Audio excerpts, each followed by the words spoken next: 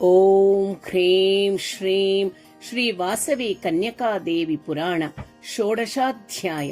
ಪೆನುಗೊಂಡೆಗೆ ವೈಶ್ಯರೊಡನೆ ರಾಜೇಂದ್ರನ ಆಗಮನ, ಧೌಮ್ಯಾದಿ ಮಹರ್ಷಿಗಳ ಆಗಮನ.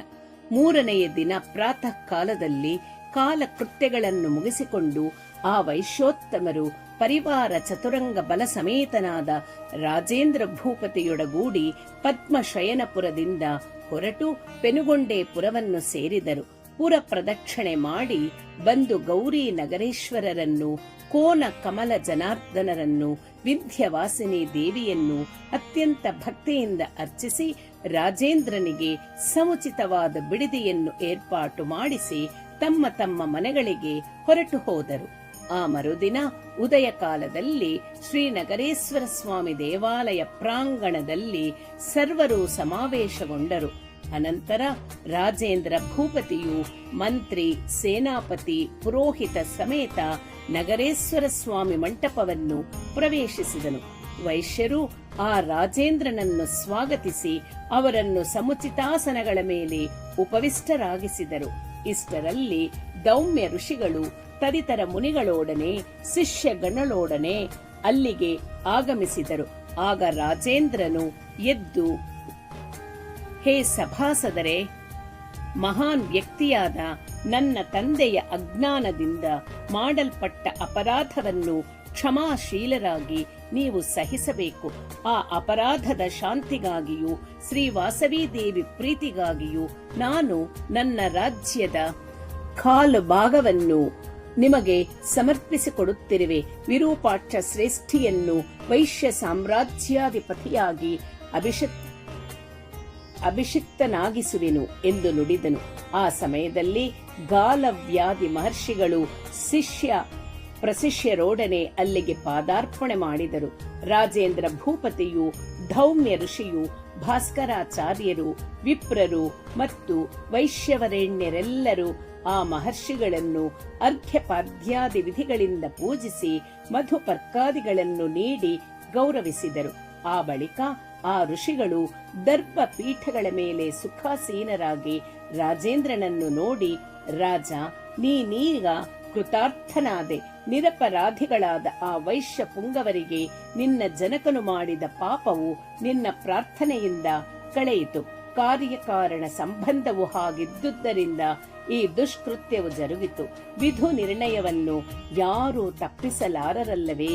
ಈಗ ನೀನು ನಿನ್ನ ರಾಜ್ಯವನ್ನು ಪರಿಪಾಲಿಸು. ಸಕಲ ಪಾಪಗಳಿಗೂ ಕಾಮವು ಮುಖ್ಯ ಕಾರಣವಾಗಿ ಹೇಳಲ್ಪಟ್ಟಿದೆ. ಪರಾಶಕ್ತ್ಯಾವತಾರಿಣಿಯಾದ ವಾಸವಿ ದೇವಿಯನ್ನು ಕಾಮಿಸಿದವನಾಗಿ ನಿನ್ನ ತಂದೆ ವಿಷ್ಣುವರ್ಧನನು ನಶಿಸಿದನು. ಆದರೆ ಆ ದೇವಿ ಕೃಪೆಯಿಂದ ಆತನೀಗ ಶಾಪ ವಿಮುಕ್ತನಾಗಿ ಸರ್ವಾಧಿಕ ಸ್ಥಾನವನ್ನು ಹೊಂದಿರುವನು. ನೀನಿನ್ನು ಅವನಿಗಾಗಿ ದುಃಖ ಪಡುವ ಅಗತ್ಯವಿಲ್ಲ. ಮಹಾದೇವಿಯ ಜನನದಿಂದ ವೈಶ್ಯ ವಂಶವು ಪುನೀತವಾಯಿತು. ಆ ವಾಸವಿ ದೇವಿಗೆ ನೀನು ಕೂಡ ಶರಣಾಗು ಎಂದು ಹೇಳಿ ಮತ್ತೆ ವೈಶ್ಯ ಶ್ರೇಷ್ಠರನ್ನು ನೋಡಿ, ಎಲೈ ವೈಶ್ಯೋತ್ತಮರೇ, ಈ ರಾಜನಿಂದ ನೀಡಲ್ಪಟ್ಟ ರಾಜ್ಯ ಸರ್ವಸ್ವವನ್ನು ನೀವು ವಾಸವಿ ದೇವಿಗೆ ಸಮರ್ಪಿಸಿರಿ. ತದನಂತರ 102 ಗೋತ್ರಗಳ ವೈಶ್ಯ ಕುಮಾರರು ಕಾಶಿಯಿಂದ ತೆಗೆದುಕೊಂಡು ಬಂದ ಶಿವಲಿಂಗಗಳನ್ನು ಪ್ರಧಾನ ರಾಜ ಬೀದಿಯಲ್ಲಿ ಪ್ರತಿಷ್ಠೆ ಮಾಡಿರಿ.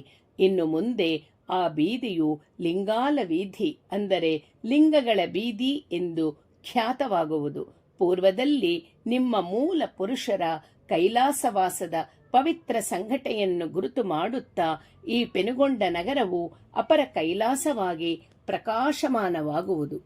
ಅತ್ಯಂತ ಪ್ರಾಚೀನ ಕಾಲದಲ್ಲಿಯೇ ಅಪೂರ್ವವಾದ 18 ಮಹಾನಗರಗಳನ್ನು ನಿರ್ಮಿಸಿ ನಾಗರರೆಂಬ ಹೆಸರಿನಲ್ಲಿ ಪ್ರಸಿದ್ಧಿ ಪಡೆದ ಅಂದಿನ ವೈಶ್ಯರ ರಕ್ಷಣನಾಗಿ ನೆಲೆಸಿದ ಕಾರಣದಿಂದ ಇಲ್ಲಿಯ ಈಶ್ವರನು ನಗರೇಶ್ವರನೆಂಬ ನಾಮವನ್ನು ಧರಿಸಿದನು. ನಿಮ್ಮ ರಾಜಧಾನಿಯಾದ ಪೆನುಗೊಂಡೆ ಪಟ್ಟಣವು ನಗರಿ ಪೆನುಗೊಂಡೆ ಎಂಬ ಹೆಸರಿನಲ್ಲಿ ನಿರ್ಮಿಸಲ್ಪಟ್ಟಿತು. ಇಲ್ಲಿಯ ವೈಶ್ಯ ಯುವಕರು ಬಾಲನಗರರೆಂದು ಕರೆಯಲ್ಪಡುತ್ತಿರುವರು. ಇಂಥ ಮಹತ್ತರ ವಿಶಿಷ್ಟತೆಯನ್ನು ಹೊಂದಿರುವ ಆರ್ಯ ವೈಶ್ಯರ ಪವಿತ್ರ ಚರಿತ್ರೆಯು ಇನ್ನು ಮೇಲೆ ಜಗತ್ ಪ್ರಸಿದ್ಧವಾಗಿ ವಿರಾಜಿಸುವುದು ಎಂದು ಹೇಳಿದರು. ಬಳಿಕ ಆ ಮಹರ್ಷಿಗಳ ಆದೇಶಾನುಸಾರವಾಗಿ ವಿರೂಪಾಕ್ಷಾದಿ ವೈಶ್ಯ ನಾಯಕರು ಪೆನುಗೊಂಡೆಯಲ್ಲಿ ಶಿವಲಿಂಗ ಪ್ರತಿಷ್ಠಾಪನಾ ಕಾರ್ಯಕ್ಕೆ ಸರ್ವ ಸನ್ನಾಹಗಳನ್ನು ಮಾಡಿದರು. ಪೆನುಗೊಂಡೆಯಲ್ಲಿ ಶಿವಲಿಂಗಗಳ ಪ್ರತಿಷ್ಠೆ ಪ್ರಧಾನ ಬೀದಿಯು ಲಿಂಗಾಲ ವೀಧಿಯಾಗಿ ಪ್ರಸಿದ್ಧವಾಗುವಿಕೆ. ವಿರೂಪಾಕ್ಷನು ಪ್ರಮುಖ ವೈಶ್ಯರು ಕಾಶಿಯಿಂದ ತಂದ ಶಿವಲಿಂಗಗಳನ್ನು ಮತ್ತು ದಿವ್ಯ ಮಣಿ ಸ್ಥಗಿತ ವಿಶಿಷ್ಟ ಮಹಾಲಿಂಗವನ್ನು ನಗರಿ ಪೆನುಗೊಂಡೆಯ ಪ್ರಧಾನ ರಾಜ ಬೀದಿಯಲ್ಲಿ ಗುರು ಭಾಸ್ಕರರಿಂದಲೂ ಗಾಲವ್ಯಾದಿ ಮಹರ್ಷಿಗಳಿಂದಲೂ ಶೈವಾಗಮ ವಿಧಾನದಲ್ಲಿ ಮಹೋನ್ನತ ವೈಭವೋಪೇತವಾಗಿ ಪ್ರತಿಷ್ಠೆ ಮಾಡಿಸಿದರು. ಆಗ ಆ ನಗರವು ಅಪರ ಕಾಶಿಯಂತೆ ಪ್ರಕಾಶಿಸಿ ತೊಡಗಿತು. ಬಲಾಢ್ಯರಾದ ವೀರರು ಭಾರವೆತ್ತಿ ಅವರವರ ಬಲ ಪರೀಕ್ಷೆ ಮಾಡಿಕೊಳ್ಳುವುದಕ್ಕಾಗಿ ವಿಶೇಷವಾಗಿ ಭಾರವಾದ ನಂದಿ ವಿಗ್ರಹಗಳನ್ನು ಅಲ್ಲಿಯೇ ಆಲಯಗಳ ಮುಖದ್ವಾರಗಳ ಬಳಿ ನೆಲೆಯಾಗಿ ನಿಲ್ಲುವಂತೆ ಸ್ಥಿರಗೊಳಿಸಿದರು. ಆ ರಾಜಬೀದಿಯು ಅಂದಿನಿಂದ ಲಿಂಗಾಲ ವೀಧಿ, ಅಂದರೆ ಲಿಂಗಗಳ ಬೀದಿ ಎಂದು ಪ್ರಸಿದ್ಧವಾಯಿತು. ಅನಂತರ ಮಹಾಪ್ರಭುವಾದ ರಾಜರಾಜೇಂದ್ರ ಭೂಪತಿಯು ವಿರೂಪಾಕ್ಷ ಶ್ರೇಷ್ಠಿಯನ್ನು ಕರೆದು ಗಂಭೀರವಾದ ವಚನಗಳಿಂದ ಮಹಾಬುದ್ಧಿಯುಕ್ತನಾದ ವಿರೂಪಾಕ್ಷ ಶ್ರೇಷ್ಠಿ, ರಾಜ್ಯದಲ್ಲಿ ನಿನ್ನನ್ನು ನಾನು ಅಭಿಷಕ್ತಗೊಳಿಸುತ್ತಿರುವೆ, ದೀಕ್ಷಿತನಾಗು ಎಂದನು.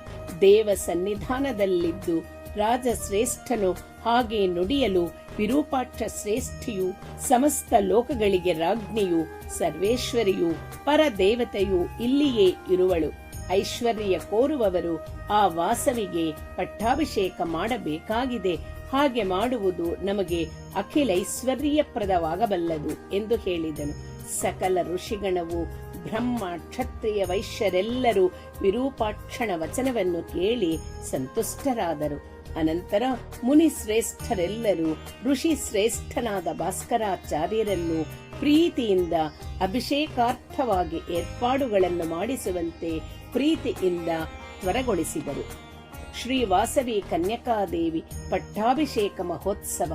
ಭಾಸ್ಕರಾಚಾರ್ಯರು, ಧೌಮ್ಯ ಋಷಿಗಳು ಶ್ರೀ ವಾಸವಿ ದೇವಿ ಪಟ್ಟಾಭಿಷೇಕಕ್ಕೂ ತದನಂತರ ನಡೆಯಬೇಕಾದ ವಿರೂಪಾಕ್ಷನ ಯುವರಾಜ ಪಟ್ಟಾಭಿಷೇಕಕ್ಕೂ ಸುಮುಹೂರ್ತವನ್ನು ನಿರ್ಣಯಿಸಿದರು.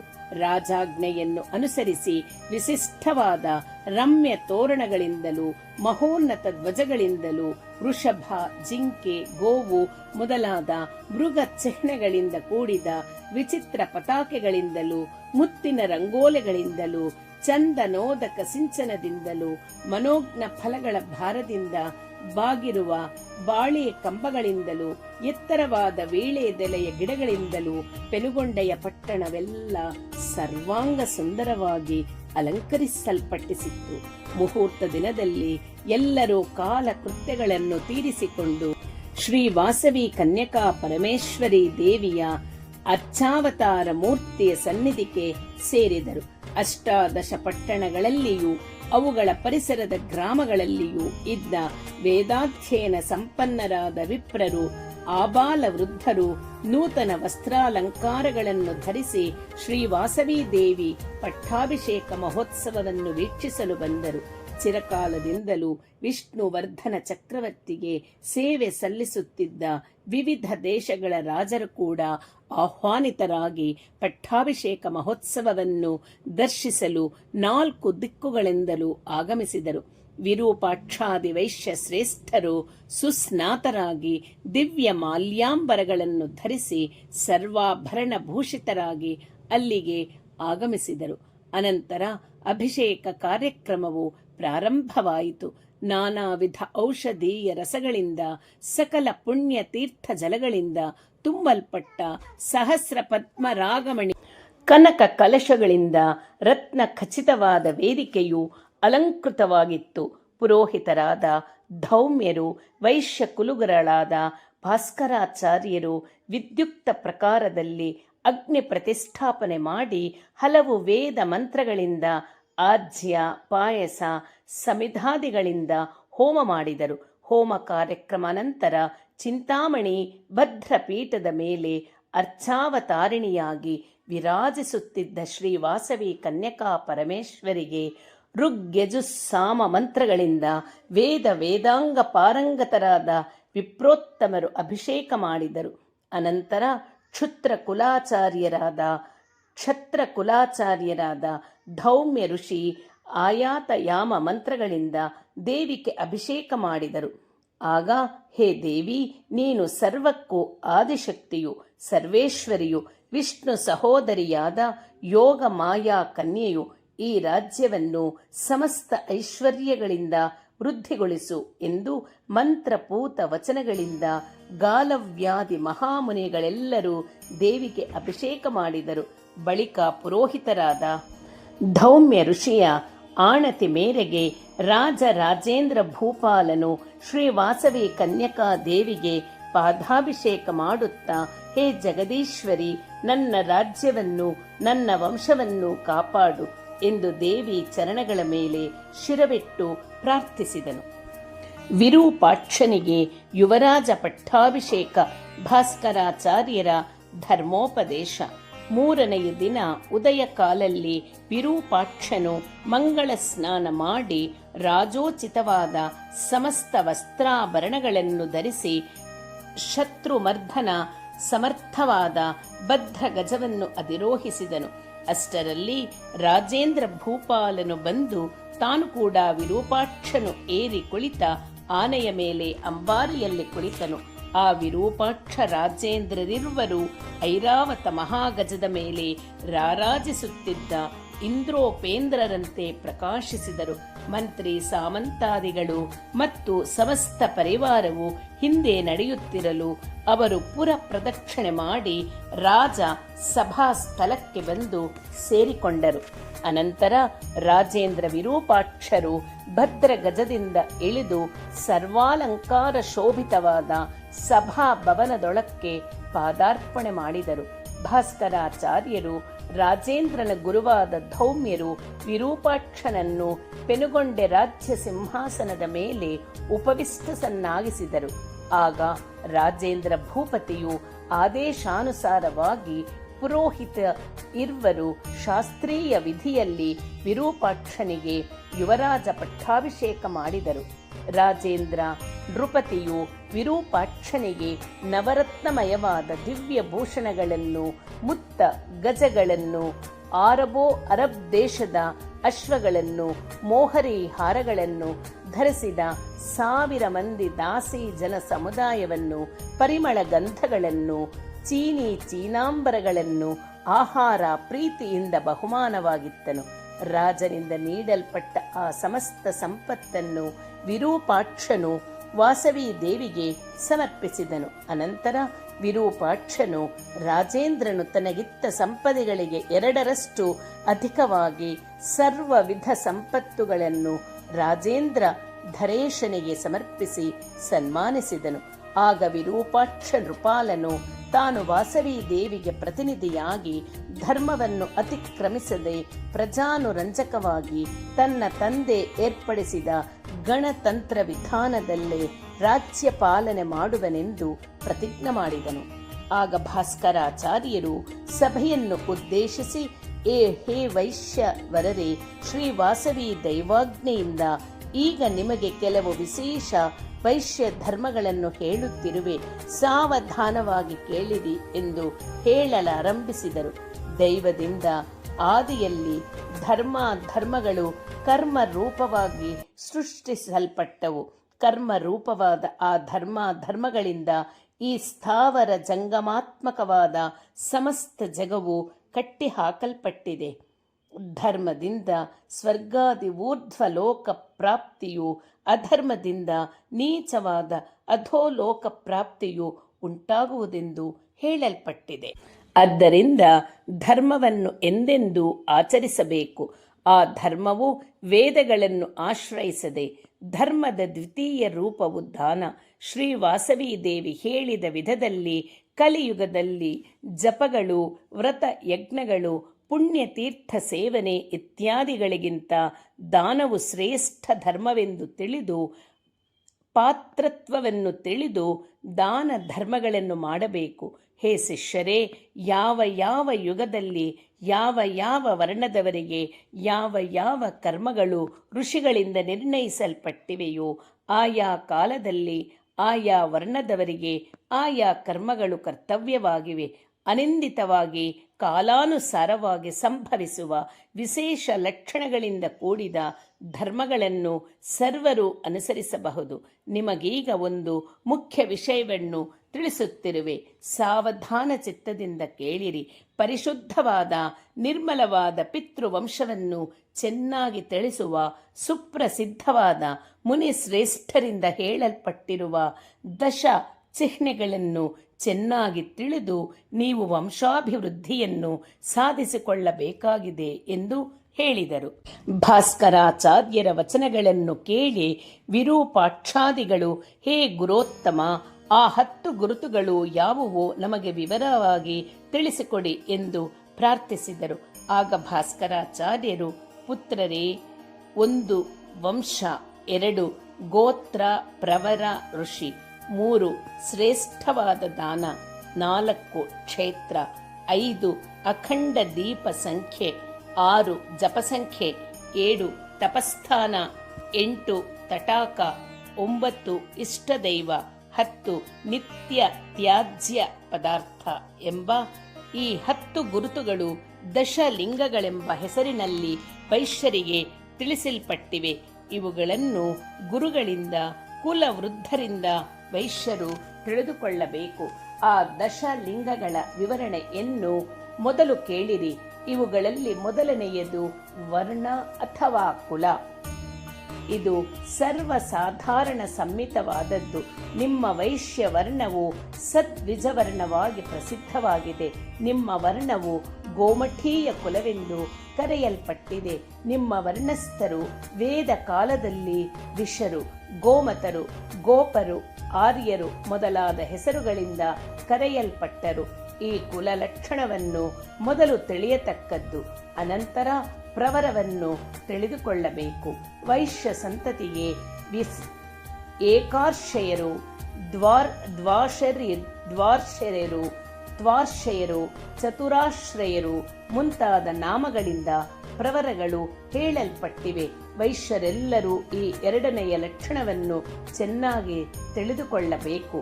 ವೈಶ್ಯರಿಗೆ ಗೋತ್ರಕ್ಕೊಬ್ಬ ಋಷಿಯನ್ನು ಕೂಟಸ್ಥ ಪುರುಷನನ್ನಾಗಿ ತಿಳಿಯಬೇಕಾಗಿದೆ. ಆ ಬಳಿಕ ತಮ್ಮ ತಮ್ಮ ಇಷ್ಟ ದೈವಗಳನ್ನು ತಿಳಿಯುವುದು 3ನೆಯ ಲಕ್ಷಣ. ನಿಮ್ಮ ಪಿತಾಮಹ ಪ್ರಪಿತಾಮಹರೆಲ್ಲರೂ ಒಬ್ಬೊಬ್ಬರು ಒಂದೊಂದು ಮಹಾದಾನದಿಂದ ಪ್ರಸಿದ್ಧರಾದರು. ನೀವು ನಿಮ್ಮ ಪಿತೃಗಳನ್ನು ಉದ್ದೇಶಿಸಿ ಅಂಥ ದಾನಗಳನ್ನು ಮಾಡಬೇಕು. ದಶಲಿಂಗಗಳಲ್ಲಿ ಆ ದಾನವು 4ನೆಯದು. ನಿಮ್ಮ ಪೂರ್ವಜರು ಕ್ಷೇತ್ರಗಳನ್ನು ಏರ್ಪಾಟು ಮಾಡಿಕೊಂಡು ಸೇವೆ ಸಲ್ಲಿಸುತ್ತಿದ್ದರು. ಆ ಕ್ಷೇತ್ರಗಳು ಮತ್ತು ಅವುಗಳ ಸಂಖ್ಯೆಗಳು 5ನೆಯ ಲಕ್ಷಣ. ಗೋವಿನ ತುಪ್ಪದಿಂದ ಬೆಳಗಿಸಲ್ಪಟ್ಟ ದೀಪಗಳು ನಿಮ್ಮ ಹಿರಿಯರಿಂದ ಇಡಲ್ಪಟ್ಟು ನಿಮಗೂ ಅರ್ಪಿಸಲ್ಪಟ್ಟಿವೆ. ಅವುಗಳ ಸಂಖ್ಯಾ ವಿವರಗಳು 6ನೆಯ ಲಕ್ಷಣ. ನಿಮ್ಮ ಪ್ರಪಿತಾಮಹರು ಬಹು ವಿಧವಾದ ಜಪಗಳನ್ನು ಆಚರಿಸಿದರು. ಆ ಜಪಸಂಖ್ಯೆಯು ನಿಮ್ಮಿಂದ ತಿಳಿಯಲ್ಪಡಬೇಕಾಗಿದೆ. ಇದು 7ನೆಯ ಲಕ್ಷಣ.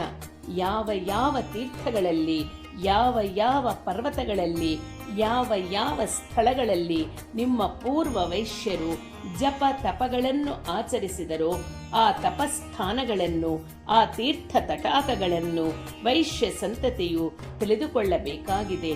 ಆ ತಪಸ್ಥಾನ ತಟಾಕಗಳು 8ನೆಯ ಮತ್ತು 9ನೆಯ ಲಕ್ಷಣಗಳು. ನಿಮ್ಮ ಕುಲದಲ್ಲಿ ನಿಮ್ಮ ಪೂರ್ವಜರಿಂದ ಯಾವ ಯಾವ ಗೋತ್ರದವರು ಯಾವ ಯಾವ ವಸ್ತುಗಳನ್ನು ತ್ಯಜಿಸಿದರೋ ಅವು ಹೇಳಲ್ಪಟ್ಟಿವೆ. ಅವುಗಳನ್ನು ಅರಿತುಕೊಳ್ಳಬೇಕು. ಇದು 10ನೆಯ ಲಕ್ಷಣ. ಈ ದಶಲಿಂಗಗಳ ಪರಿಜ್ಞಾನವು ನಿಮ್ಮ ಪೂರ್ವ ವೈಶ್ಯರ ನಿಷ್ಠಾ ಗರಿಷ್ಠತೆಯನ್ನು, ಆಧ್ಯಾತ್ಮಿಕ ಮಹೋನ್ನತವನ್ನು ಸ್ಪಷ್ಟವಾಗಿ ತಿಳಿಸುವ ವಿಶಿಷ್ಟ ಚಿಹ್ನೆಗಳು ಎಂದು ಹೇಳಿ 102 ಗೋತ್ರದವರಿಗೆ ಅವರ ದಶಲಿಂಗಗಳನ್ನು ಸವಿವರಾಗಿ ತಿಳಿಸಿಕೊಟ್ಟರು. ಆ ಬಳಿಕ ಅವರೊಡನೆ, ಹೇ ವೈಶ್ಯ ಶ್ರೇಷ್ಠರೇ, ಸೂತ್ರಕಾರರು ನಿರ್ಣಯಿಸಿದ ಪ್ರಕಾರದಲ್ಲಿ ವರ್ಣಾಶ್ರಮ ಧರ್ಮಗಳನ್ನು ಅನುಸರಿಸುತ್ತಾ ವಿದ್ಯುಕ್ತವಾಗಿ ಪುಂಸವನಾದಿ ಷೋಡಶ ಸಂಸ್ಕಾರಗಳನ್ನು ಪ್ರತಿ ವೈಶ್ಯನು ತಪ್ಪದೆ ಆಚರಿಸಬೇಕು. ಶ್ರೀ ವಾಸವಿ ಕನ್ಯಕಾದೇವಿ ಆಚರಿಸಿ ತೋರಿಸಿದ ತ್ಯಾಗ ಹಿಂಸಾತ್ಮಕ ಪರಮ ಧರ್ಮವನ್ನು ಆದರ್ಶಪ್ರಾಯವಾದ ಯುಗ ಧರ್ಮವಾಗಿ ಸ್ವೀಕರಿಸಿ ಅಖಿಲ ಪ್ರಪಂಚದಲ್ಲಿ ಆ ಧರ್ಮವನ್ನು ಪ್ರಚಾರಗೊಳಿಸಿ ವಿಶ್ವಶಾಂತಿಯನ್ನು ಸಾಧಿಸಿ ಸಮಸ್ತ ವೈಶ್ಯರು ಅಭಿಮಾನಧನರಾಗಿ ಐಕಮತ್ಯದಿಂದ ವರ್ತಿಸಬೇಕು. ಶೈವ, ಶಾಕ್ತೇಯ, ವೈಷ್ಣವ, ಗಣಪತ್ಯಾದಿ ಸಮಸ್ತ ಮತ ಸಂಪ್ರದಾಯಗಳಲ್ಲಿ ಸಮದೃಷ್ಟಿ ಹೊಂದಿ ಸರ್ವ ಮತ ಸಾಮರಸ್ಯದಿಂದ ಪ್ರಜಾಪಾಲನೆ ಮಾಡಬೇಕು ಎಂದು ಬೋಧಿಸಿದನು. ಸೂಚನೆ: ಮೇಲೆ ತಿಳಿಸಿದ ದಶಲಿಂಗ ಲಕ್ಷಣಗಳು ಯಾವ ಗೋತ್ರಕ್ಕೆ ಯಾವುವೆಂದು ನಿರ್ದೇಶಿಸಲ್ಪಟ್ಟಿವೆಯೋ ಈಗ ಸಾಧಿಕಾರವಾಗಿ ರೂಪಿಸಲ್ಪಟ್ಟ ಸಂಸ್ಕೃತ ಮೂಲ ಪುರಾಣ ಪ್ರಾಮಾಣಿಕ ಪ್ರತಿಯಲ್ಲಿ ಸವಿವರಾಗಿ ತಿಳಿಸಲ್ಪಟ್ಟಿವೆ ಎಂದು ಮನವಿ. ಹರಿ ಓಂ ತತ್ಸತ್. ಷೋಡಶೋಧ್ಯಾಯ ಸಂಪೂರ್ಣ.